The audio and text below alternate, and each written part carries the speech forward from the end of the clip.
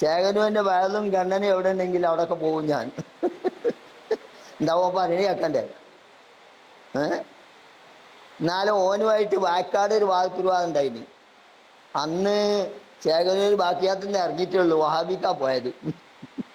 കുളിക്കൽ ഒരിക്കൽ ദിവസം വന്ന് ഒരു വലിയ ഓർക്കൊരു ബാക്കവി ഒരു പൈസയൊക്കെ വിൽക്കുകയാണെങ്കിൽ വഹാബിയൊക്കെ ജമാഅത്തിനൊക്കെ ഭയങ്കര നേട്ടാ, കിതാബിരിയല്ലോ.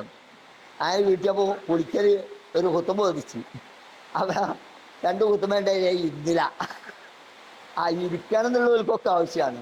അത് എന്താ ഇരിക്കാന്ന് ചോദിച്ചാൽ അത് നബിക്ക് ക്ഷീണം വന്നിട്ട് നബി ഇരുന്നേന്, എനിക്കങ്ങനെ ക്ഷീണം വന്നില്ലാന്ന്.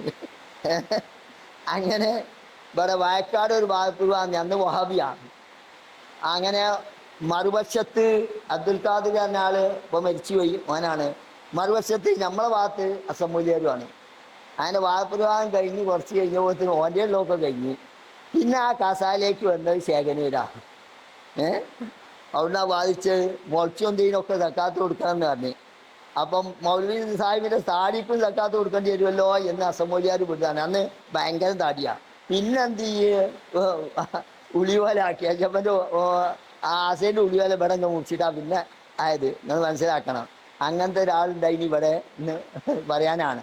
എല്ലാ കാര്യത്തിലും ഓൻ ദീനെതിരായി പോയി വന്നു.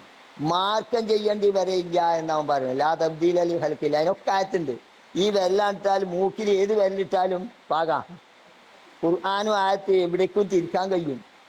അതിനനുസരിച്ച് തിരിച്ചാൽ മമ്പസറബിൽ ഖുർആനി ബിറയി മിനന്നാർ. അള്ളാഹുവിന്റെ റസൂൽ അരവിട്ട് പറയുന്ന മമ്പസറബിൽ ഖുർആനി, ഖുർആാനെങ്ങാനും ഒരുത്തൻ വ്യാഖ്യാനം ചെയ്താൽ ബിറയി അഭിപ്രായം അനുസരിച്ച് വ്യാഖ്യാനം ചെയ്താൽ അവന്റെ പാർപ്പിടന്നോർ ഒപ്പിച്ചു പോയി മിനന്നാർ.